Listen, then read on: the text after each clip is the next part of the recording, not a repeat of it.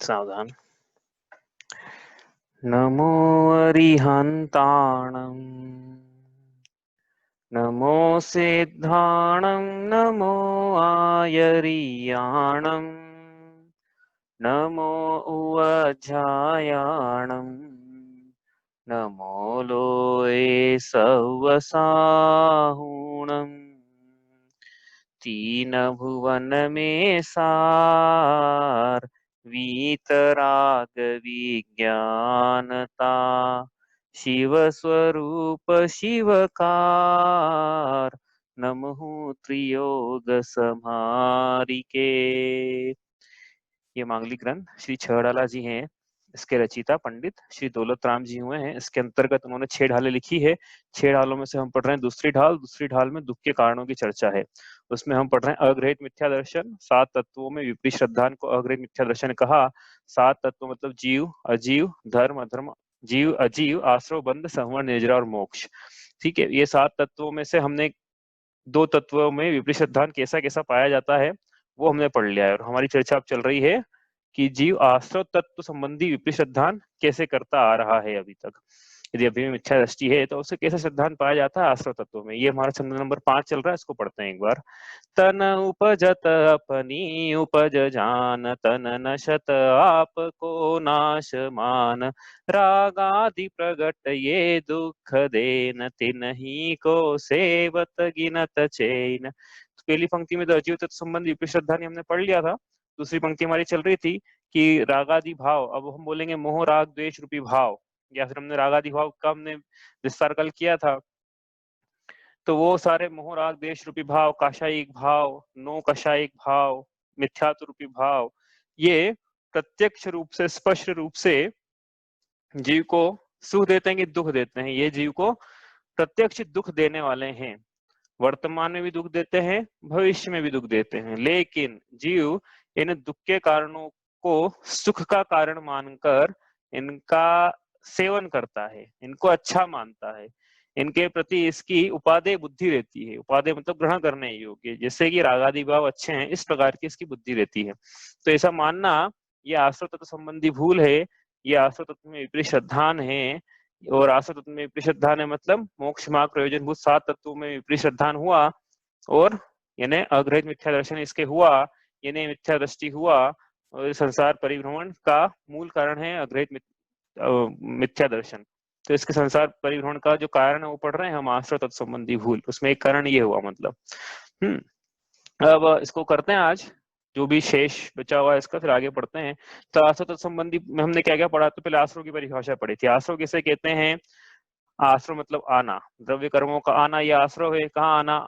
द्रव्य कर्मों का आत्मा में आना, ये द्रव्य आश्रव है। लेकिन किस कारण से ये द्रव्य कर्म आते हैं आत्मा में, उसकी चर्चा है यहाँ पे। क्योंकि हमें दृष्टि तो स्व पर रखनी है, पर से हटानी है। तो द्रव्य कर्मों पर दृष्टि रखेंगे तो स्व पे कैसे केंद्रित करेंगे? तो भी कारण क्या है इन द्रव्य कर्मों के आने का? तो हमने देखा कि आत्मा के ऐसे परिणाम हैं जिनसे करते हैं। तो प्रश्न उठा आत्मा के ऐसे कौन से परिणाम हैं जिनसे द्रव्य कर्म आते हैं? तो उत्तर मिला कि आत्मा के ऐसे शुभ अशुभ रूप परिणाम हैं। शुभ अशुभ बोलना, हाँ, शुद्ध मत बोलना। शुभ अशुभ ये एक तरफ रखना और शुद्ध भाव ये दूसरी तरफ रखना। क्या दो अलग अलग 3 कैटेगरी बनानी है तो 3 बना लो, लेकिन हम 2 की बात कर रहे हैं यहाँ पे। तो एक में तो शुद्ध को रखा है और एक में शुभ अशुभ को रखा है। तो शुभ अशुभ को एक ही कैटेगरी में डाल दिया होता है। और अभी अगली पंक्ति में आएगा शुभ अशुभ बंद के फल मंजार। ऐसा नहीं हम डाल रहे हमारे मन से, पंडित जी ने भी डाला, शुभ अशुभ को एक ही कैटेगरी में डाल दिया। ऐसा क्यों करा तो देखते हैं, आज समझेंगे वो। तो आत्मा के किन परिणामों से कर्म आते हैं? शुभ अशुभ भावों से। शुभ अशुभ भाव कौन कौन से हैं? मिथ्या, अविरति, प्रमाद, कषाय, योग। मिथ्या मतलब पर पदार्थों में और आत्मा में, मतलब जैसे पदार्थ जैसे हैं मोक्ष मार्ग प्रयोजन भूत 7 तत्वों में विपरीत श्रद्धान, ये हो गया मिथ्यात्व। अविरति मतलब असंयम के भाव। एक शब्द में समझा था, अभी हमने विस्तार आगे करेंगे। मिथ्या, अविरति। प्रमाद, प्रमाद मतलब असावधानी। किसमें असावधानी वो भी देखेंगे आगे। कषाय मतलब ऐसे परिणाम जो आत्मा को कसते हैं, आत्मा के विकारी परिणाम जो आत्मा को दुख देते हैं। और योग मतलब आत्मा के प्रदेशों का परिस्पंदन। ऐसे तो इन 5 भावों से क्या होता है? 5 को खोलेंगे आगे जाके, भाई आगे खोलेंगे 5 को भी 57 बना देंगे कि हाँ। तो अभी तो 5 याद करो, हाँ, मिथ्या, अविरति, प्रमाद, कषाय, योग। तीसरी ढाल में इसको और फैला देंगे। फैला ही दिया ना, कषाय को फैलाया कल, तो ऐसे सबको फैला देंगे। योग को 15 कर देंगे, कषाय को 25 कर देंगे, इस प्रकार से सबको बढ़ा देंगे। तो ये भाव जो है आश्रव के भाव 5 नहीं है, 5 से बढ़कर उत्तर भेद मिला के और ज्यादा समझने के लिए और ज्यादा भेद हो जाता है हमारे पास में। सब याद होना चाहिए पहली भूमिका में, छठा लाइफ पढ़ रहे हैं ना, सब याद होना चाहिए, तो आगे पढ़ने में मजा आता है ग्रंथ। ठीक है, तो आगे अभी तीसरी ढाल में पढ़ेंगे वो तो अपन, अभी तो अपन यहाँ कर रहे हैं आश्रव तत्व संबंधी भूल। आश्रव तत्व जब पढ़ेंगे ना तो उसमें आश्रव तत्व अलग पढ़ेंगे हम तीसरी ढाल में, अभी तो पढ़ रहे हैं आश्रव तत्व संबंधी क्या विपरीत मान्यता है वो पढ़ रहे हैं अभी। ठीक है, तो अभी हमारा डिस्कशन उसी पे लिमिटेड है कि विपरीत मान्यताएं क्या पाई जाती है। तो इसकी क्या विपरीत मान्यता पाई जाती है? मिथ्यात्व ये सुख का कारण है, अविरति सुख का कारण, असंयम सुख का कारण, प्रमाद सुख का कारण, कषाय सुख का कारण, योग सुख का कारण, ऐसे इसकी प्रतीति पाई जा रही है। तो और ये सुख के कारण मानता है और मानता है, इसलिए इसको बढ़ाता है, इनकी वृद्धि करता है, इनका पोषण करता है, इनका लिखा है यहाँ पे सेवन करता है, और सेवन तो करता है, और सेवन करने के बाद इनसे सुख होता है, इसलिए इनका सेवन करता है, या इनको इसका सेवन करके उससे सुख होना मानता है। और चूंकि सुख होना मानता है इसलिए इन भावों के कभी दूर हटाने का प्रयत्न ही नहीं करता है। जिसको सुख का कारण माने उसको दूर क्यों हटाए? तो जीव को ऐसा लगता है जितना राग में कर रहा हूं मेरे परिवार से, मेरे संबंधों से, मेरे घर से, मेरी दुकान नुकान मकान नौकरी व्यापार, तो ये जितना भी राग में बढ़ा रहा हूं ना, ये सब सुख का हेतु है। लेकिन यहाँ क्या कह रहे हैं कि ये सब दुख का हेतु है। लेकिन जीव यदि सुख का हेतु मान के सेवन करे तो उसके आश्रय हुआ, और आश्रय तो हो ही रहा है वैसे, और लेकिन ये अभी तो आश्रय हो रहा है या नहीं हो रहा है उसकी बात नहीं कर रहे हैं, अभी तो मान्यता क्या है उसकी बात कर रहे हैं।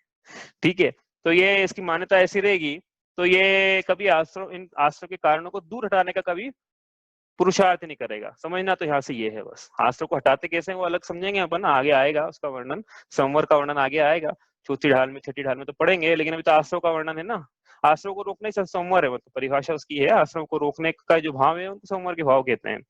तो संवर कैसे करना है वो भी प्रसंग नहीं है। अभी तो क्या प्रसंग है कि आश्रय दुख रूप है लेकिन ये सुख रूप मानता है, ये इसका आश्रय तत्व में विपरीत श्रद्धान है। ठीक है, तो ये भी समझ में आए कि आश्रय दुख का कारण है तो हटाने का पुरुषार्थ करेगा ना। तो अब ये हुए पांच, पांच इसको आगे खोलेंगे, अभी तो 5 ले लो आप, मिथ्या विरोधी प्रमाद कषाय योग। और इसको फिर क्या करा था पंडित जी ने, लिखा रागादि, कल देखा था हमने। रागादि में क्या लिया था याद रखना, चारित्र मोहिनी के दो भेद किए थे, मोहिनी के दो भेद किए थे, एक था दर्शन मोहिनी, एक चारित्र मोहिनी। कल आप देखना आपने चार्ट बनाया होगा तो दर्शन मोहिनी के 3 भेद किए थे, उसमें से एक भेद की बात कर रहे हैं अभी, तो बाकी 2 के आगे करेंगे। मिथ्यात्व, मिथ्यात्व आ गया मोह, मिथ्यात्व मतलब मोह, मिथ्यात्व मतलब मिथ्या दर्शन मतलब मोह। दर्शन मोहिनी का भेद हो गया। चारित्र मोहिनी के भेद करे 2 करे, आप बोलोगे 25 करे थे, हाँ 25 करे थे ना, लेकिन पहले 2 करे थे। 2 कौन कौन से करे थे? एक कषाय और एक नो कषाय। अब कषाय के 16 भेद किए और 9 कषाय के 9 भेद किए। कषाय के 16 भेद कौन कौन से किए थे कल, भाई रिवीजन कर रहे हैं कल का, आपको याद हो जाए इसलिए। अनंतानुबंधी क्रोध मान माया लोभ, अप्रत्याख्यान क्रोध मान माया लोभ, प्रत्याख्यान क्रोध मान माया लाभ, संज्वलन क्रोध मान माया लोभ, सब में लगाना, मतलब अप्रत्याख्यान क्रोध, अप्रत्याख्यान मान, अप्रत्याख्यान माया, अप्रत्याख्यान लोभ, ऐसे सब में लगाना। अनंतानुबंधी प्रत्याख्यान संज्वलन भी लगाना, 4 चौक 16 ऐसे हो जाएंगे। तो ये हो गई कषाय, कितनी 4 कषाय चौकड़ी हो गई। अनंतानुबंधी कषाय चौकड़ी बोले तो आपको समझना है अनंतानुबंधी क्रोध मान माया लोभ। एक कषाय चौकड़ी बोले तो समझना अनंतानुबंधी क्रोध मान माया लोभ। 2 कषाय चौकड़ी बोले तो क्या समझेंगे? अप्रत्याख्यान और प्रत्याख्यान क्रोध मान माया लोभ। 3 कषाय चौकड़ी बोले जब हम, तो आपको समझना है अनंतानुबंधी अप्रत्याख्यान प्रत्याख्यान क्रोध मान माया लोभ। और 4 कषाय चौकड़ी, तो सभी चारों ही कषाय चौकड़ी हो गई, चारों ही कषाय आ गई इसमें क्रोध मान माया लोभ में, चारों जो थी अनंतानुबंधी अप्रत्याख्यान प्रत्याख्यान संज्वलन, 4 चौक 16 ऐसा। और नो नो कषाय ऐसा बोलेंगे हम, नो नो कषाय, तो कंफ्यूज मत होना कि नो नो कषाय, नो 2 बार क्यों बोल रहे हो। तो एक नो का मतलब तो नंबर 9 है, और एक नो का मतलब किंचित है, अल्प है, जैसी कषाय होती वैसी नहीं है लेकिन उससे कम है। ठीक है, तो ये हुई, ये परिभाषा हुई नो की, ईषद किंचित अल्प थोड़ी सी न्यून। तो ये इसको बोला नो कषाय। ये कितनी नंबर में? नंबर ये नंबर में 9 है, 9 है। हास्य रति रति भय शोक जुगुप्सा पुरुष वेद स्त्री वेद और नपुंसक वेद, ऐसे बिल्कुल रटा हुआ होना चाहिए भैया। मैं इससे नहीं कह रहा हूँ कि मेरे को रटा हुआ, इसलिए मैं बोल रहा हूँ कि आपको होना चाहिए, लेकिन ये काम आती है सब चीजें बाद में। ठीक है, इस प्रकार से ये 25 कषाय। तो ये सब क्या है? मोह हो गया था ना। अब ये 25 कषाय में कुछ कषाय राग रूप है, कुछ कषाय द्वेष रूप है। ठीक है, तो राग रूप कौन सी हुई वो हमने कल देखा था, वो टेबल आपस से नहीं बना रहे हैं। क्रोध और मान, एक्चुअली मेरे शायद कल मान है ना राग रूप बताया था, मैंने बाद में देखा वो मान द्वेष रूप है। तो क्रोध और मान द्वेष रूप है, माया और लोभ ये राग रूप है, और इस प्रकार फिर वो आप हास्य रति आप लगा सकते हो, तो आसान है। ठीक है, तो ये इस प्रकार से हुई है, राग और द्वेष रूप कक्षाएं हो गई है, और मोह हो गया। तो राग आदि का मतलब मोह राग द्वेष, नीचे लिखा हुआ है राग आदि मतलब राग द्वेष मोह आदि, नीचे भी लिखा हुआ है देखो आप। तो उसको एक्सपांड करा हमने कि ये होते हैं। तो इसमें जीव क्या मानता है, इनको सुख का कारण मानता है। और क्या मानता है जीव, इनको अपना स्वभाव मानता है। अपना स्वभाव कैसे मानता है, हम मानते हैं कभी कि भाई हमारा स्वभाव ही ऐसा है, तो मानते हैं, कुछ लोग मान लेते हैं ऐसा। जैसे कैसे मानते हैं, बोलते तो बोलना अलग बात है, कुछ मान भी लेते हैं कुछ लोग। कैसे मानते हैं कि भाई हमें तो बहुत गुस्सा आता है, हम तो बड़े क्रोधी स्वभाव के हैं, हमारा स्वभाव ही क्रोध है, ऐसा कोई बोले तो बताओ अब क्रोध स्वभाव है कि विभाव है। पहली बात तो ये, इसके पहले एक बात और बताई थी आपको, ये क्रोध किसको हो रहा है, आत्मा को हो रहा है कि शरीर को हो रहा है कि दोनों को हो रहा है, दोनों को ही नहीं हो रहा है। क्रोध के भाव किसमें हो रहे हैं, मान माया लोभ हास्य, हंसने के भाव किसके हो रहे हैं, क्या आप शरीर हंसना, शरीर के हंसने की बात ही नहीं है, शरीर की मुद्राओं की बात ही नहीं है, तो अंतरंग में जीव के हास्य के परिणाम पाए जा रहे हैं, उसको हास्य कहना है। हास्य रति रति भय जुगुप्सा शोक और स्त्रीवेद पुरुषवेद नपुंसक वेद, ये किसके भाव हैं, सब आत्मा के भाव हैं। आत्मा की क्रोध जो आ रहा है वो आत्मा को आता है, शरीर को नहीं आ रहा है क्रोध। वो शरीर की अवस्था जरूर ऐसी हो जाए कि आंखें लाल हो जाए और चेहरा फूल जाए, और वो अलग बात है। लेकिन क्रोध जो है वो आत्मा की परिणति है, आत्मा को आता है क्रोध। ईमान के भाव आत्मा के हैं, माया के भाव कपट के परिणाम आत्मा में है, लाल इच्छा के परिणाम, लालसा के परिणाम, लोभ के परिणाम, ये सब जीव के हैं, आत्मा के, चेतन के हैं। हाँ, अब ये चेतन के हैं सब बार बार बोल रहे हो आप, और हास्य रति रति वो भी से लगा लेना, सब चेतना के परिणाम है। मिथ्या तो चेतना के परिणाम है, सब बोला था ना, मिथ्या तो चेतना के परिणाम है, मिथ्या दर्शन मतलब। तो ये कैसे परिणाम है भाई, कौन से गुण की विपरीत परिणति हो रही है ये, तो जैसे मिथ्या दर्शन में समझ में आया था कि दर्शन नाम का गुण है, उसकी विपरीत परिणति हुई तो जीव मिथ्या दृष्टि हुआ। तो मिथ्या दर्शन ये आत्मा के दर्शन नाम की गुण की विपरीत पर्याय है तो आत्मा की ना, दर्शन नाम का गुण किसका है, आत्मा का है। तो ये मिथ्या दर्शन किसकी विपरीत पर्याय हुई, ये आत्मा की विपरीत पर्याय हुई, आत्मा के दर्शन नाम के गुण की विपरीत पर्याय हुई। मतलब आत्मा की भाव हुए ना मिथ्या दर्शन, शरीर के तो नहीं हुए, किसी दूसरे के तो नहीं हुए ना। तो जैसे दर्शन में समझा आपने, वैसे ही इधर चारित्र में समझना आप, चारित्र कैसा है आत्मा का। अब एक शब्द यूज करना पड़ेगा उसके लिए, यथाख्यात चारित्र, वो आगे समझेंगे। लेकिन वीतराग चारित्र भी यूज कर लेते, चलो वीतराग चारित्र ऐसा है आत्मा का स्वभाव, वीतराग स्वरूप, वीतराग स्वरूप हो हम। ठीक है, अवीतराग स्वरूप मतलब किंच बीत गया है राग, जिनका परिभाषा थी, जिनका राग बीत गया है, तो फिर अब क्या हो गए, वीतरागी हो गए। मतलब कहाँ लीन है, कि अब पूरी तरह से अपनी आत्मा में लीन है, उसको बोला वीतरागी। तो ये चारित्र लीनता मतलब चारित्र होता है ना आचरण, जैसा बताया था एक बार कि चारित्र मतलब आचरण, आचरण मतलब लीनता। तो जीव स्वयं में लीन है, मतलब वो वीतरागी है, पूर्ण वीतरागी स्वयं में लीन है।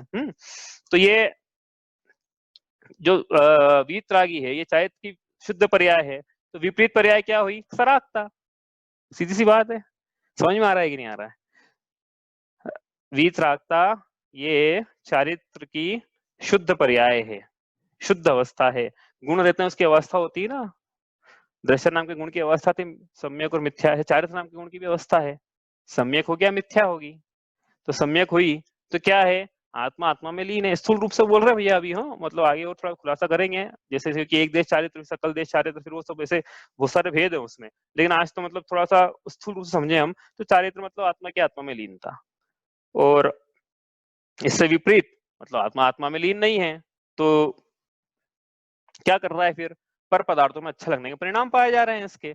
और पर पदार्थों में अच्छा लगने के परिणाम पाए जाने को तो हम राग कहते हैं।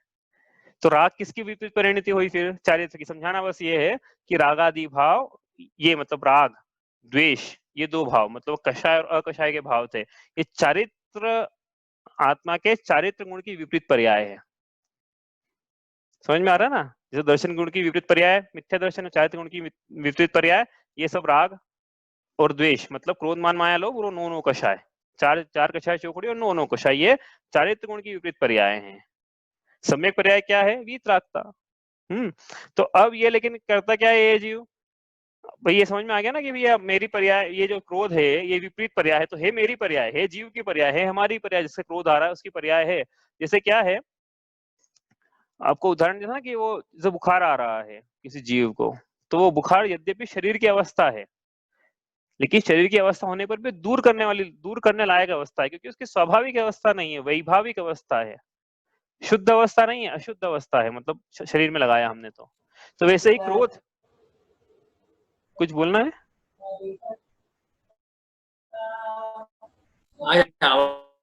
आवाज कट कट के आ रही है।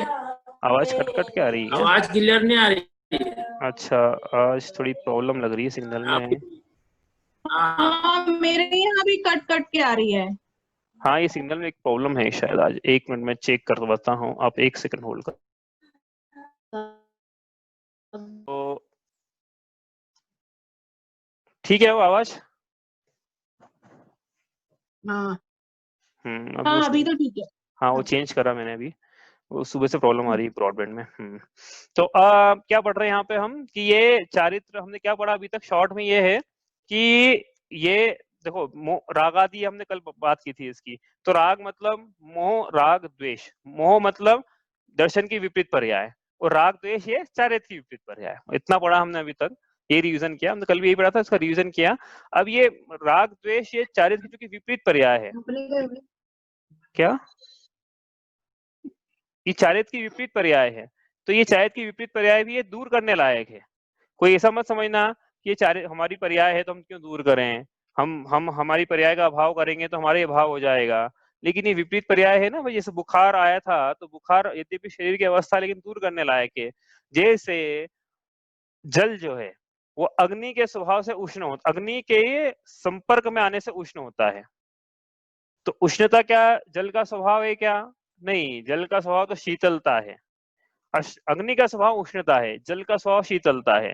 तो जल यदि गर्म है तो अग्नि के संयोग में आने से उष्ण उष्ण होने से वो गर्म हुआ है, लेकिन वो उष्णता उसका स्वभाव नहीं है, वो उसका विभाव है। तो वो भी आप थोड़ी देर रख दो कि जल को रूम टेम्परेचर पे आ जाएगा, वो ठंडा हो जाएगा। वैसे ही ये आत्मा में क्रोधादि परिणाम जो हो रहे हैं, ये क्रोधादि परिणाम, रागादि परिणाम, ये आत्मा का स्वाभाविक स्वभाव नहीं है, ये वैभाविक है, परिणति वैभाविक है। और चूंकि वैभाविक है तो बुखार की तरह दूर करने लायक है। लेकिन जीव का क्या मान्यता है आसतत्व संबंधी विपरीत श्रद्धा यदि करे जीव, तो वो ये मानता है कि क्रोधादि भाव तो मेरे ही हैं, रागादि भाव मेरे ही हैं, मैं इन्हें दूर नहीं करूंगा और इनके पोषण से मुझे सुख की प्राप्ति होती है। लेकिन ये इसकी मान्यता विपरीत है, क्योंकि हमने देखा कि भगवान के दूर होते हैं, ऐसे जीवों को देखा ना भाई। भाई अनादिकाल से हालांकि चले आ रहे हैं सब रागादि भाव मोहादि भाव, लेकिन जब आत्मा की शुद्ध अवस्था प्रकट होती है, वीतरागता प्रकट होती है, तब ये मोह राग द्वेष का भाव होता है। इससे समझ में आता है क्या कि ये मेरे भाव यद्यपि मुझ में पाए जा रहे हैं लेकिन मेरे नहीं है, ये वैभाविक है, स्वाभाविक नहीं है, ये चारित्र के विपरीत पर्याय है, स्वाभाविक पर्याय नहीं है, ये दूर करने लायक है। ये दूर करने लायक, क्योंकि मेरा स्वरूप तो मेरा हमने बताया था ना कि वीतराग स्वरूप हो हम, वैसा मेरा स्वरूप तो क्या है, स्वभाव से क्या है, वीतरागी हूं मैं स्वभाव से, हम सब वीतरागी हैं स्वभाव से। तो ये फिर पर्याय क्यों, हमारी ऐसी दशा क्यों हो रही है? तो ये आश्चर्य होना चाहिए हमको कि जैसे कोई कोई जीव है, वो सब उसका डाइट, खान पान बढ़िया, एक्सरसाइज वगैरह सब बढ़िया है, लेकिन उसको कोई रोग लग जाए तो उसके ऐसा आश्चर्य हो उसको कि मेरा सब सही चलता है, मैं एक्सरसाइज करता हूँ, मेरा खान पान ठीक है, सब जैसा उपवास वगैरह होते सब वैसा करता हूँ, तो मुझे रोग क्यों लग गया फिर ये? तो वैसे ही ये जीव की परिणति यदि वीतरागी है तो उसको आश्चर्य होना चाहिए कि मेरे फिर ये रागादि क्यों पाए जा रहे हैं, मेरे क्रोधादि भाव क्यों पाए जा रहे हैं, मेरे क्षयिक सम्यक्त के भाव क्यों नहीं है। ऐसे इसके परिणाम से इसका विचार चलना चाहिए, आश्चर्य होना चाहिए एकदम कि ऐसा क्यों है मेरे साथ, मुझे क्रोध क्यों आ रहा है। मेरा स्वभाव तो उपयोग स्वरूप हूँ, मैं चेतन, मैं ज्ञान दर्शन स्वरूप हूँ, मैं वीतराग स्वरूप हूँ, तो मुझ में राग क्यों पाया जा रहा है फिर ये? तो रागादि भाव हटाने का प्रयत्न होना चाहिए, कम से कम श्रद्धान तो हमें ऐसा बनाए कि हमें दूर करना है। जिसके श्रद्धान ही ऐसा नहीं है कि दूर करना है और उल्टा इनके पोषण से वो सुख मानता है, तो उसका ये आश्रय तत्व संबंधी विपरीत श्रद्धान हुआ। ठीक है, ये हमने सब पढ़ा, उसका रिवीजन हमने थोड़ा सा किया है यहाँ पे। ठीक है, अब आगे चले यहाँ से। अब एक बात इसमें और बताना है आसक्त संबंधी। देखो मिथ्यावृत्ति प्रमाद कषाय योग में एक बात और पढ़ी थी हमने कल कि जीव का मिथ्या दर्शन के प्रति क्या है कि ये सिर्फ वीतरागी देवशास्त्र गुरु की पूजा को ही सम्यक तो मानता है, लेकिन 7 तत्वों में इसके सम्यक श्रद्धान है ही नहीं, उनका विचार ही नहीं करता ये। तो इसका आश्रव का द्वार खुला हुआ है, मिथ्यात्व रूपी आश्रव का द्वार इसका अभी भी खुला हुआ है। उसी प्रकार असंयम में ये सिर्फ बहिरंग चारित तो इसका ऐसा है कि ये उपवास कर ले, लेकिन अंतरंग में इसकी अभिलाषा बनी हुई है। तो असंयम की अपेक्षा कथन करना है। हाँ, तो असंयम में क्या संयम धारण करा है इस जीव ने बहिरंग, कि उपवास वगैरह करा या विषयों की प्रवृत्ति नहीं करी या प्रतिमा आदि जो भी है इसने आज आगे की बात करी, लेकिन अंतरंग में इसके अभिलाषा बनी हुई है विषयों के सेवन की, तो इसके फिर आश्रव का द्वार खुला हुआ है अभी भी। इसके श्रद्धांत ठीक नहीं हुआ है अभी भी। आश्रव तत्व संबंधी अभिलाषा बनी हुई है ना, तो आत्म संबंधी अभिलाषा में अच्छा मतलब विषयों में सुख मान रहा है ये अभी भी। ठीक है, अविरति के परिणाम में उसको सुख लग रहा है, अभिलाषा बनी हुई है। इसका मतलब ये है, अभिलाषा क्यों बनी हुई है? क्योंकि सुख लगता है उसको, इंद्रियों का विषय हो, तो इसके आश्रव का द्वार खुला हुआ है अभी भी। इसी प्रकार इसने यदि इसके प्रमाद पाया जा रहा है, मतलब असावधानी पाई जा रही है, मतलब खाना बनाने, चलने, नहाने धोने वाले जितने भी कार्य है आरंभ के सब में यदि इसके असावधानी है, असावधानी मतलब जीवों की रक्षा के परिणाम नहीं पाए जा रहे हैं मन में, भले जीवों की हिंसा हो या नहीं हो, लेकिन रक्षा के परिणाम नहीं पाए जा रहे हैं, तो उसके प्रमाद पाया जा रहा है। प्रमाद पाया जा रहा है तो उसके आश्रव का द्वार भी खुला हुआ है, प्रमादी है ये।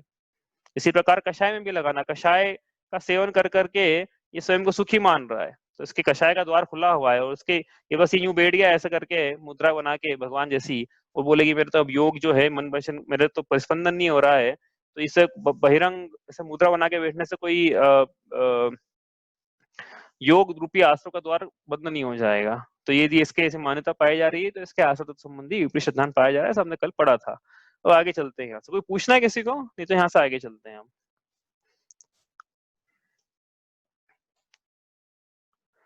ठीक है, अब आगे बढ़े यहाँ से। अब ये देखो रागादि लिखा है यहाँ पे। अब देखो थोड़ा गंभीर विषय है ये विषय जो हम उठा रहे हैं ना, ये ऐसा विषय है कि मैं आपको पहले ही बता चुका हूँ कि ये मधुमक्खी के छत्ते में हाथ डालने ऐसा विषय है। लोग इसकी चर्चा खुल के करते नहीं है, या पता नहीं होती नहीं है या क्या है। मैंने भी पिछली बार की थी तो बड़ा कठिनाई का सामना करना पड़ा मुझे तो ये ऐसी चर्चा है, वो थोड़ा कर लें, क्योंकि क्या है कि ये बहुत इंपॉर्टेंट चर्चा है। जैनियों के लिए बात करेंगे हम यहाँ से। कि जैनी क्या कर रहा है, हम मतलब हमारी बात करना है हमको, तो हमको दूसरों से क्या, हमको तो हमारे दोष निकालने ना भाई, हमारे में दोष पाए जा रहे हैं तो हमको दूर करना है, ये हमारा प्रयोजन है यहाँ पे। तो क्या जीव की क्या मान्यता पाई जाती है बताऊं मैं आपको। जीव, ये सब लिखा है देखो शास्त्र में, रेफरेंस भी दे दूंगा आपको कहाँ से बोल रहा हूँ मैं। जीव की क्या मान्यता पाई जा रही है आसक्त संबंधी वर्तमान काल में, जैनियों की क्या मान्यता पाई जा रही है। मतलब जीव धर्म का धारण करके ये मान रहा है कि धर्म धारण का फल, सुनना ध्यान से, जीव धर्म धारण करके उसकी मान्यता यह है कि धर्म धारण का फल पुण्य का आश्रव है। पाई जाती है ऐसी मान्यता? पाई जाती है, बहुत से लोगों में पाई जाती है कि धर्म धारण का क्या फल है, मैं धर्म को क्यों धारण करूं? अरे अच्छा धर्म, आप तो बहुत पुण्य कमा रहे हो, अच्छा धर्म चल रहा है आपका, बहुत पुण्य चल रहा है आपका, तो बहुत पुण्य कमा रहे हो आप तो धर्म का मतलब क्या हो गया बताओ आप? धर्म का मतलब क्या हो गया? धर्म का मतलब पुण्य हो गया क्या? हाँ, कहाँ लिखा धर्म का मतलब पुण्य होता है भाई? किसी शास्त्र में नहीं लिखा है ऐसा धर्म का मतलब पुण्य होता है। धर्म का मतलब क्या होता है तो पंडित जी बताएंगे, लेकिन आपको भी जैसे सूत्र जी पढ़ा है, सम्यक दर्शन ज्ञान चारित्र को धर्म बोला है, रत्नकर्ण सावकाचार्य जी में सम्यक दर्शन ज्ञान चारित्र को धर्म बोला है, यहाँ पे भी आगे यही बताने वाले हैं, सम्यक दर्शन ज्ञान चारित्र को धर्म बताएंगे। तो पुण्य को धर्म कहाँ बताया? लेकिन जीव की ऐसी मान्यता बन गई है, पता नहीं क्यों बनी है, कि धर्म का मतलब पुण्य होता है। तो ये इसकी अब बात तो ये है। अब आगे चले यहाँ से। अब देखो यहाँ क्या लिखा है, राग आदि प्रगट ये लिखा है ना, ऐसा कहीं लिखा है इसमें कि अप्रशस्त राग है, यह दुख का कारण है, लेकिन जो प्रशस्त राग है वो सुख का। अब प्रशस्त राग कहाँ से आ गया ये? कि भाई जो पुण्य का आश्रय होता है, पुण्य का बंध होता है, पुण्य के कर्म, पुण्य का प्रकृति बनती है, तो उसमें जो मूल कारण रहता है वो प्रशस्त राग के परिणाम रहते हैं। प्रशस्त मतलब शुभ राग, शुभ राग मतलब अच्छा राग, अच्छा राग मतलब धर्म के प्रति कार्यों में राग। मतलब जैसे क्या है मैं आपको बता दूं भाई क्लियर, कि जैसे हम मंदिर जा रहे हैं, ठीक है, मंदिर जाना शुभ कार्य क्या शुभ कार्य है? शुभ कार्य है। कर्म का आश्रय हो रहा है उस समय, बिल्कुल हो रहा है। कौन से कर्म का आश्रय, कौन से प्रकृतियां बनेगी, मतलब शुभ बनेगी अशुभ बनेगी? स्थूल रूप से शुभ ही बनेगी, शुभ का आश्रय है, पुण्य का आश्रय है। पूजा कर रहे हैं यदि 1 घंटे, पुण्य का आश्रय हो रहा है। अभी स्वाध्याय कर रहे हैं, पुण्य का आश्रय हो रहा है, परिणाम अच्छे हैं तो। हाँ, और बाकी जो भी क्रियाएं कर रहे हैं मतलब हम धर्म बुद्धि से, तो पुण्य का आश्रय हो रहा है। हो रहा है कि नहीं हो रहा है? बिल्कुल हो रहा है। गृहस्थों के हो रहा है, बिल्कुल गृहस्थों के हो रहा है। मुनिराजों के भी थोड़ा स्पेशल केस अपन बाद में विचार करेंगे, लेकिन गृहस्थों की बात करें अभी। गृहस्थों के हो रहा है क्या? बिल्कुल हो रहा है। तो फिर अब लोग ये प्रश्न यहाँ से उठाते हैं, देखो विवाद यहाँ छिड़ता है कि भाई आप बोल रहे हो कि पुण्य का आश्रव हो रहा है यदि जीव के, और धर्म धारण करके जीव यदि ये बोल रहा है कि आप पुण्य का आश्रव कर रहे हो, तो क्या गलत बोल रहा है? हो तो रहा है फिर। और हम भी बोल रहे हैं हो रहा है। हम भी यही बोल रहे हैं हो रहा है भाई, आप बच नहीं सकते। गृहस्थ है ना, होगा उसके, पुण्य का आश्रय होगा। तो अंतर कहाँ आ रहा है लेकिन फिर समझने में? अंतर ये आ रहा है, देखो समझ लो बात को, अंतर ये आ रहा है कि हम ये कहना चाह रहे हैं कि पुण्य का आश्रय होते हुए भी पुण्य का आश्रय श्रद्धान में उपादेय नहीं है। आश्रय कोई सा भी हो, चाहे पाप का हो चाहे पुण्य का हो, आश्रय के भाव अच्छे नहीं हैं। आश्रय जिन भावों से होता है, चाहे पुण्य रूप हो चाहे भाव पाप रूप हो, आश्रय के भाव अच्छे नहीं, कम से कम श्रद्धान में तो ऐसा माने जीव। वो वाली बात हो रही है यहाँ पे कि श्रद्धान में तो मानो आप, श्रद्धान में हम सब माने क्या कि शुभ और अशुभ ये दोनों भाव ही संसार के कारण हैं। क्यों? क्योंकि शुभ या प्रशस्त भाव या मंद कषाय रूप परिणाम या प्रशमता के परिणाम, धर्म धारण करने के परिणाम, ये सब शुभ परिणाम हैं। लेकिन ये इनसे भी आश्रय होता है, और आश्रय होता है तो बंद होता है, बंद होता है उसका फल क्या मिलता है? संसार मिलता है। मतलब आश्रय संसार का कारण हुआ, चाहे वो शुभ हो चाहे अशुभ हो। आई बात समझ में? तो अब कोई बोलेगा यहाँ से, ये अच्छी बात बताई आपने, आपने बोला कि स्वाध्याय में आने से पुण्य का आश्रय होता है, वो पुण्य का आश्रय संसार का बंद होता है, और हमको तो संसार का बंद नहीं चाहिए। तो आपसे कल से आपकी क्लास में आना बंद कर देंगे, कल से मंदिर बंद, कल से स्वाध्याय बंद, क्योंकि पुण्य का आश्रय आपने बोला ना अभी कि ये संसार का कारण है। बोला कि नहीं बोला? बोला ना, बिल्कुल बोला हमने। हम तो बोल रहे कि होता है, हमने बोल रहे हैं बिल्कुल लंके की चोट पे बोल रहे कि होता है। तो कोई ये बोले तो क्या जवाब दें? इसको सीधा जवाब है, समझ लेना, एक ही बिल्कुल एक ही बार में समझ लेना इसको, कोई कंफ्यूजन मत रखना कि भैया हम यहाँ ये बोल रहे हैं कि इसको श्रद्धान में उपादेय मानना ये आश्रय तत्व में विपरीत श्रद्धान है। हमने हमने अभी आचरण की तो बात ही नहीं करी है, हमने अभी चर्या की बात ही नहीं करी, चारित्र की तो बात ही नहीं कर रहे हैं। हम तो ये बोल रहे हैं कि श्रद्धान में क्या मानना है। समझ में आ रही बात? जीव को श्रद्धान में क्या मानना है उसकी बात है। अब कोई ये बोले कि देखो श्रद्धान में हम ये मान लें कि पुण्य का आश्रय जो है संसार का कारण है, और फिर हम क्रिया उसी की कर ही रहे ना स्वाध्याय, तो ऐसा कैसे हो सकता है? तो हम बोले अच्छा ऐसा नहीं हो सकता है, ठीक है। तो एक बात बताओ हम आपको, आप मेरे को, यदि यदि आप ये नहीं करोगे, धर्म के कार्य नहीं करें हम जिनसे पुण्य का आश्रय होता है, मंदिर नहीं जाए, पूजा नहीं करें, स्वाध्याय आदि नहीं करें, प्रतिक्रमण जो भी है गृहस्थ की अवस्था में, तो आप क्या करोगे इस समय? मंदिर नहीं जाओगे उस समय क्या करोगे? पूजा नहीं करी उस समय क्या करा? स्वाध्याय नहीं करा उस समय क्या करा? बताओ। ये 809 की क्लास चलती थी अपनी, चल रही है, इसके पहले ये 809 में क्या करता था जीव? कोई स्वाध्याय करता हुआ तो वो अच्छी बात है भाई, मंदिर जाते होंगे, सामायिक प्रतिक्रमण करते हैं, अच्छी बात है। लेकिन सामान्यतः मतलब हम क्या करते थे? तो उस समय क्या हम आश्रय के भाव नहीं करते थे क्या? ऐसा था कि हम ध्यान की अवस्था में बिल्कुल शुद्ध उपयोग में बैठते थे, संवर के भाव हमारे होते थे और आश्रय होता ही नहीं था? ऐसा होता था क्या? नहीं होता था ना ऐसा। तो अब हम ये कह रहे हैं, क्या कह रहे हैं कि यदि धर्म की क्रिया नहीं कर रहा है जीव, उस समय वह अशुभ परिणाम कर रहा है, टीवी देख रहा है, जो भी कर रहा है वो टीवी देख रहा है, अदर दूसरे कामों में लीन है, धर्म के कार्यों से में नहीं लीन है, तो उस समय वो अशुभ का आश्रय कर रहा है। तो अब हम ये कह रहे हैं कि अशुभ आश्रय की अपेक्षा पुण्य आश्रय का निषेध नहीं है, लेकिन श्रद्धान में तो कम से कम ये जीव माने कि पुण्य आश्रय भी करने लायक नहीं। यदि वर्तमान में हमारी अवस्था ऐसी हो सकती है क्या कि जिससे हम संवर के भाव करें और पुण्य और पाप दोनों ही आश्रय का निषेध कर पाए, तो हम उस अवस्था को भी धारण कर लें, लेकिन नहीं कर पा रहे हैं। तो कम से कम इतना तो करें कि पाप से बचे, अशुभ से बचे, अप्रशस्त परिणामों से बचे। अप्रशस्त परिणामों से बचे तो क्या होगा? कम से कम पाप से बचे, पुण्य का आश्रय कम से कम इतना, मतलब फिर कह रहे हैं कि पुण्य अच्छा, ऐसा नहीं कह रहे हैं, पाप की अपेक्षा पुण्य अच्छा ऐसा कह रहे हैं, क्योंकि गृहस्थ क्या करेगा? नहीं तो गृहस्थ के शुद्धोपयोग में थोड़ी जा सकता है गृहस्थ। मुनिराजों की अवस्था है भाई, वो शुद्धोपयोग गृहस्थ को होता ही नहीं है। तो कोई ये बोले कि हम संवर की अवस्था, तो स्थूल रूप से बोल रहे हैं भैया, किसी मतलब आगे जब देखेंगे ना, आगे जब कितना संवर हो सकता है गृहस्थ को, 5 किलो में से 4.5 किलो हो रहा है, आधा किलो बचा, वो अलग विवक्षा है उसकी, वो करेंगे जब समय आएगा। लेकिन जैसी मुनिराजों की अवस्था होती है वैसी गृहस्थ की होती नहीं है, ये बच नहीं सकता है आश्रव से।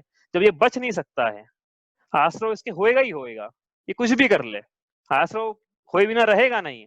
तो फिर हम ये कह रहे हैं कि भैया जब आश्रव करना ही है आपको, तो पुण्य पाप की जगह पुण्य के आश्रव का कोई निषेध नहीं है, ठीक है। लेकिन कम से कम प्रतीति तो ऐसी हो जीव की, क्या ये पुण्य का आश्रव भी करने योग्य नहीं है, क्योंकि आश्रव तो संसार का कारण है, बंध का कारण है, दुख का कारण है, चाहे पुण्य हो चाहे पाप हो, चाहे पुण्य का आश्रय हो चाहे पाप का आश्रय हो, संसार के दुखों का कारण है, संसार के बंध का कारण है। क्योंकि संसार का कारण है ना, आश्रय संसार का कारण है कि नहीं, तो पुण्य आश्रय संसार का कारण हुआ कि नहीं, संसार दुख रूप है कि नहीं, तो पुण्य का आश्रय दुख रूप हुआ कि नहीं।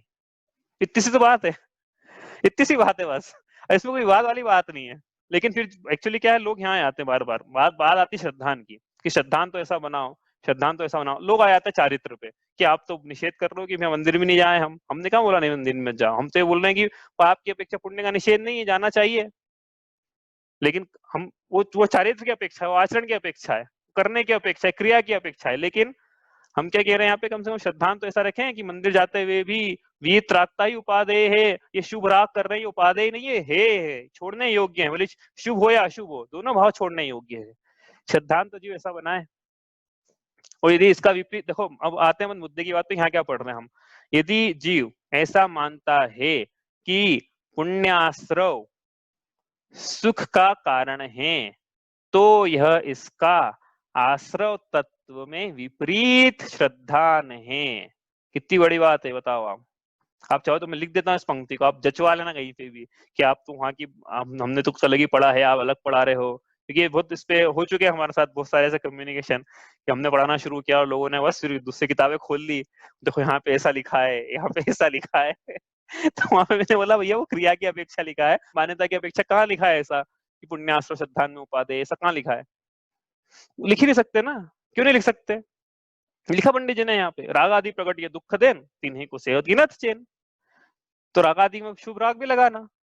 और किसी को ऐसा यकीन नहीं हो कि यहाँ पे अशुभ राग की अपेक्षा लिखा हुआ है, तो भी अगली पंक्ति का और इंतजार करना। वहां पे तो स्पष्ट शुभ ये भी लिखा हुआ है, शुभ अशुभ बंध के फल मंझार, ऐसा अगली पंक्ति में लिखा हुआ है। बता नहीं रहा हूँ आपको क्योंकि अभी प्रसंग नहीं आया अपना, अगला लिखा हुआ अगली पंक्ति में ऐसा। शुभ भी ले लिया उन्होंने, तो यहाँ पे भी शुभ राग भी लेना भाई, शुभ को मत छोड़ देना कि शुभ राग तो सुख का कारण हो गया, नहीं भाई, सुख राग भी दुख का कारण है, अशुभ राग तो है ही है, अशुभ की तो बात ही नहीं करना है। ये जैनियों की बात हो रही है ना यहाँ पे, तो अशुभ की क्या बात करें, यहाँ तो उनको पता है कि अशुभ अशुभ किसको अशुभ किसको बोलना है। हाँ, हिंसा आदि के कार्य में तो लिप्त नहीं है वो। तो यहाँ पे तो अशुभ की बात कर रहे हैं कि हम क्या मान रहे हैं, हमारी मान्यता यह है कि शुभ राग मतलब पुण्याश्रव ये सुख का कारण है। लेकिन यहाँ पंडित जी कह रहे हैं कि पुण्याश्रव भी दुख, प्रत्यक्ष रूप से दुख का कारण है।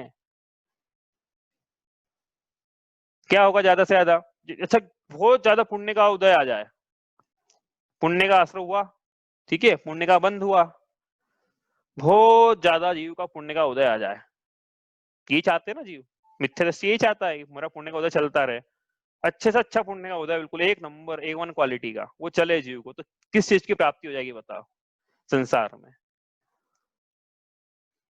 पढ़ के आ चुके हैं ये हम,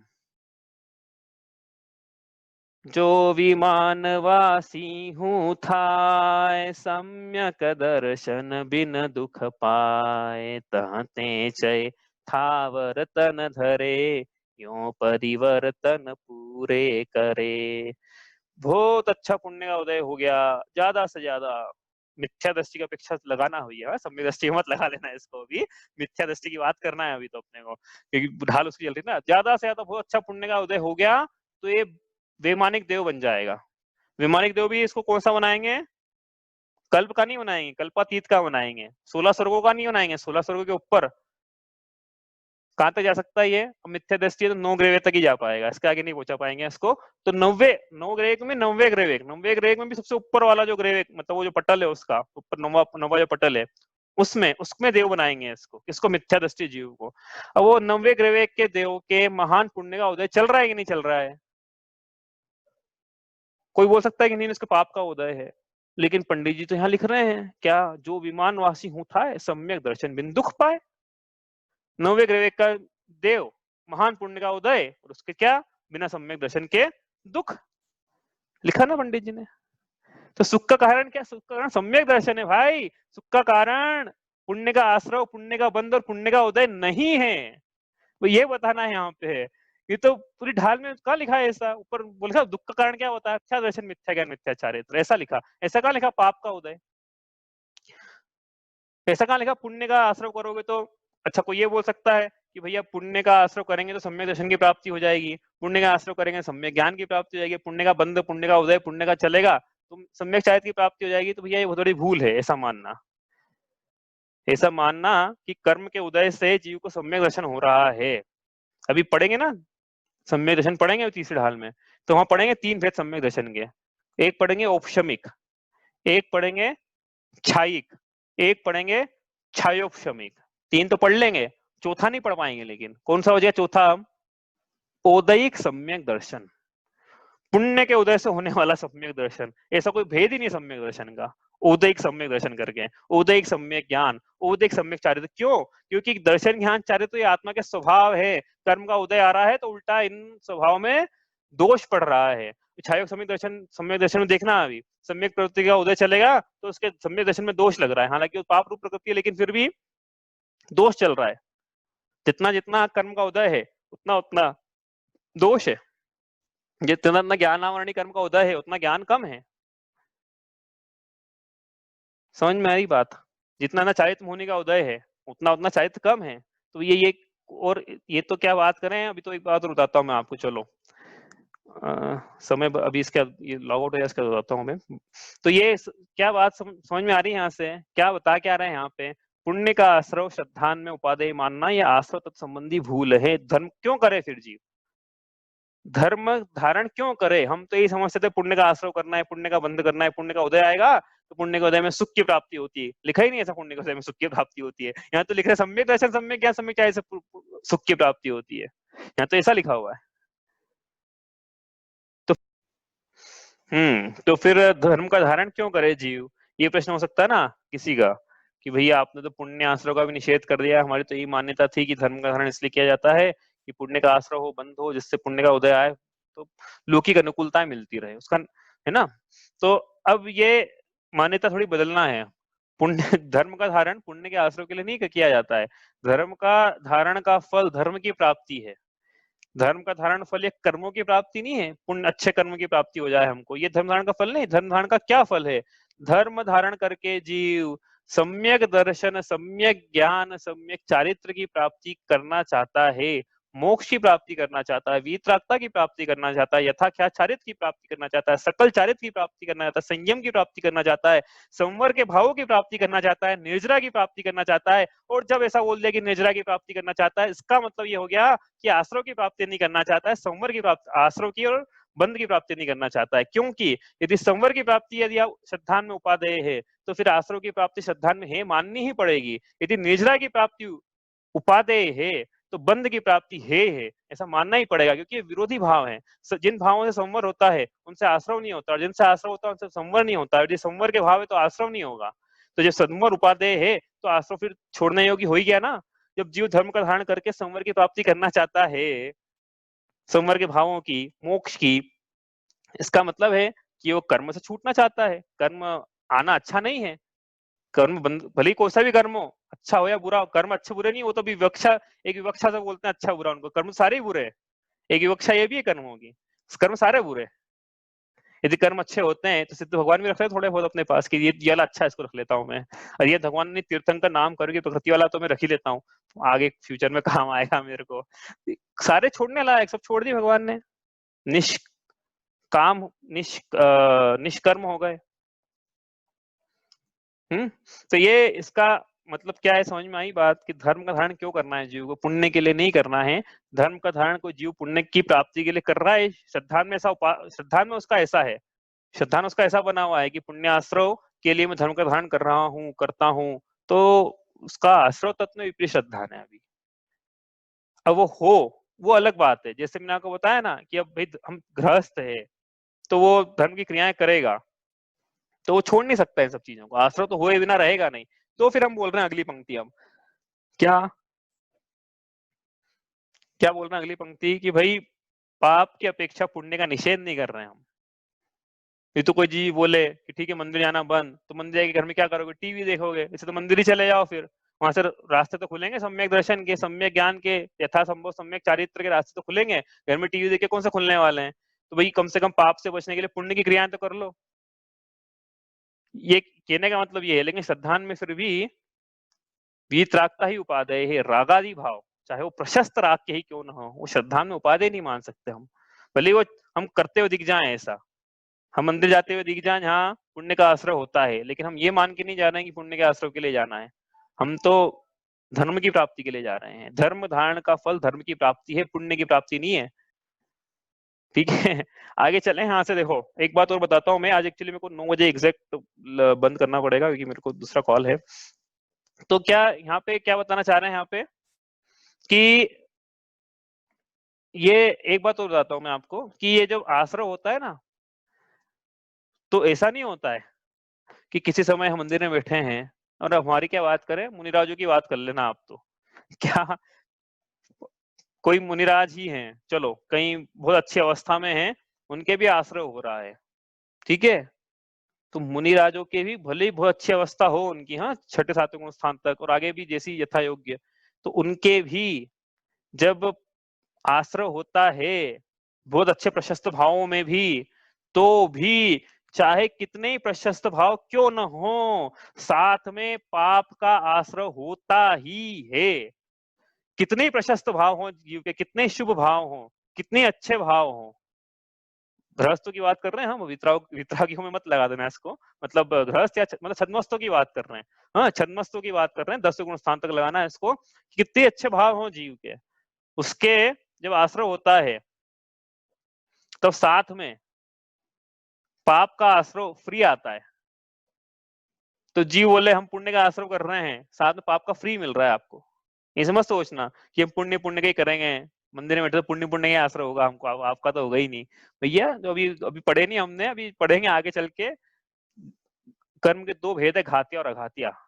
ठीक है, आगे पढ़ेंगे, कभी विवक्षा आएगी उसकी तो उसमें पढ़ेंगे, जब घाती अघाती निवारी आएगा, जब सिद्ध भगवान की चर्चा करेंगे वहां पे। अरिहंत तो सिद्ध भगवान में क्या अंतर है, वो चर्चा तीसरी ढाल में आएगी, तब करेंगे वहां चर्चा घाती अघाती की।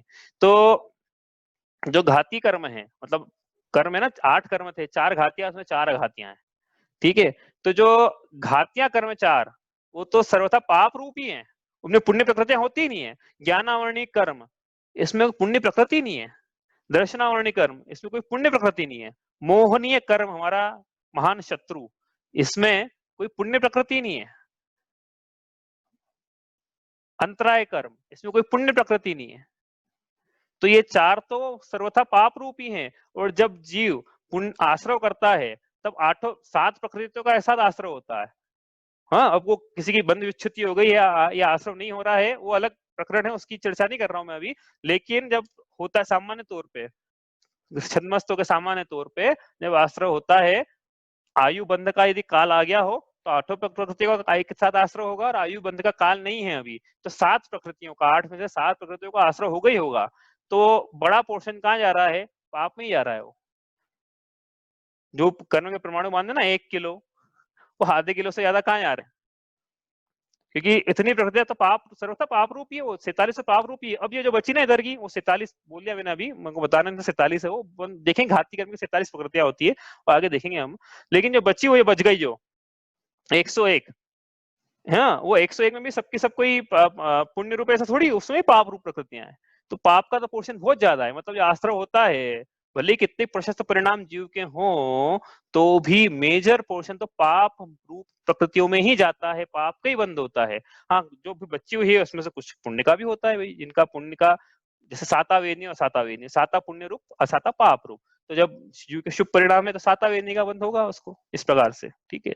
लेकिन मेजर जो है 148 में से मेजर चंक जाएगा पाप में, कुछ थोड़ा सा जाएगा पुण्य में, वो भी जीव के परिणाम कैसे हैं। तो ये फिर आश्रय फिर क्या हुआ, मतलब कितने शुभ भाव भी हों तो भी क्या मिल क्या रहा है बदले में, पाप मिल रहा है, पाप का वेटेज ज्यादा मिल रहा है, पुण्य का तो बहुत कम मिल रहा है। तो आश्रय उपादेय कैसे है फिर, चाहे पुण्य रूप हो चाहे पाप रूप हो, किसी भी प्रशस्त राग करा जीव ने तो भी वो उस समय पाप तो मान ही रहा है उसमें भी वो, तो फिर प्रशस्त राग उपादेय कैसे बोले हम, बताओ। टेक्निकल प्रॉब्लम है ना, समझ में ही बात। प्रशस्त राग के समय भी मेजर पोर्शन तो पाप रूप प्रकृतियों का ही बंधेगा। हाँ, जो बचा हुआ है पुण्य में जाएगा, हम मना नहीं कर रहे हैं, लेकिन मेजर तो पाप में गया। तो प्रशस्त राग को हम कैसे बोले कि ग्रहण करने योग्य है। शुभ राग कैसे बोले उपादेय है श्रद्धान में, हाँ श्रद्धान में कैसे मान ले उपादेय है।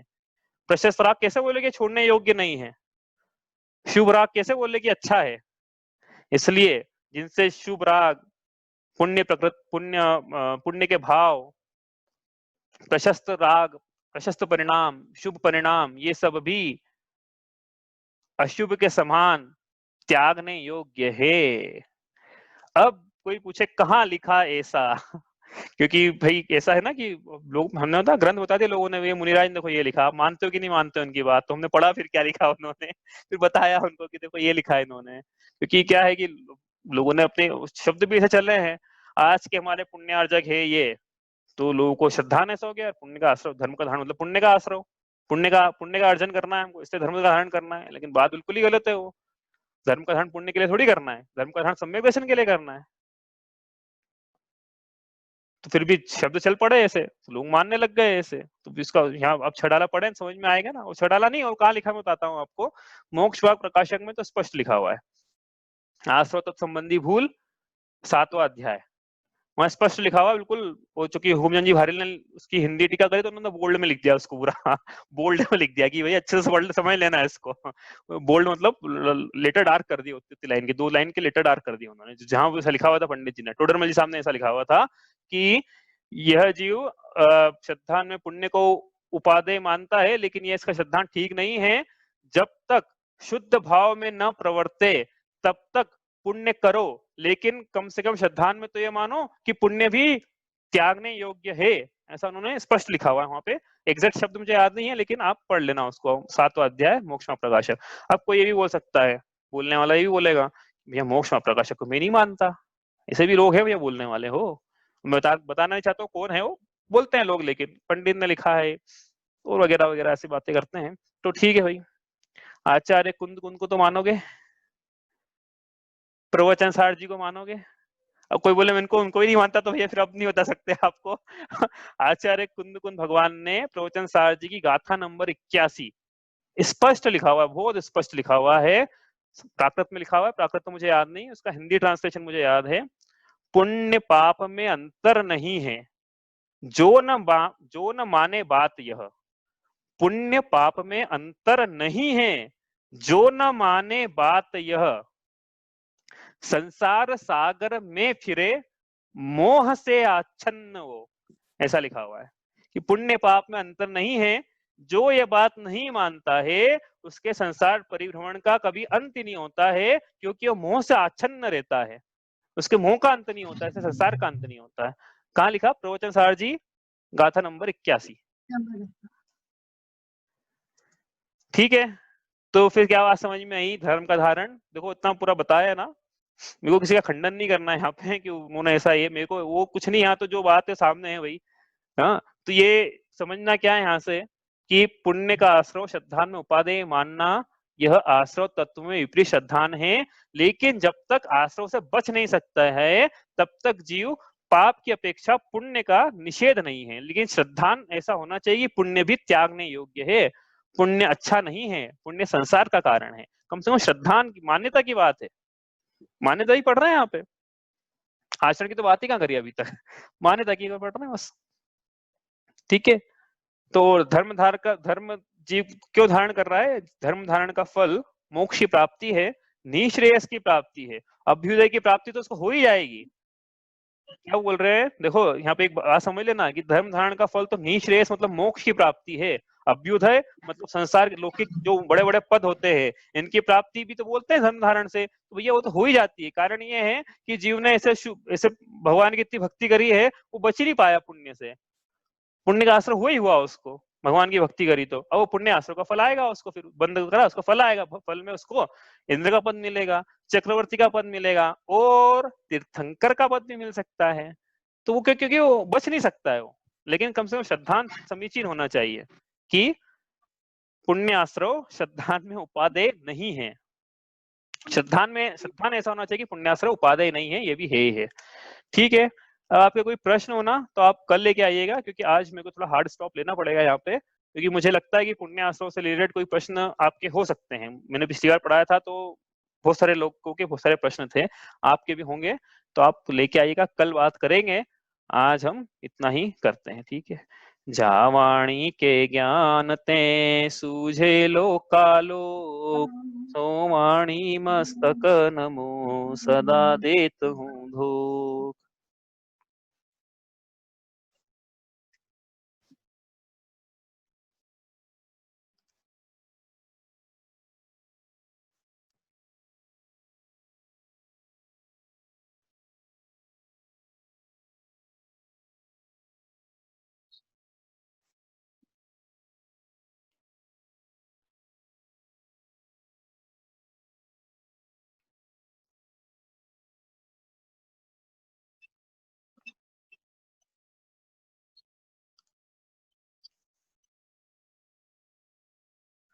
जय जिनेन्द्र।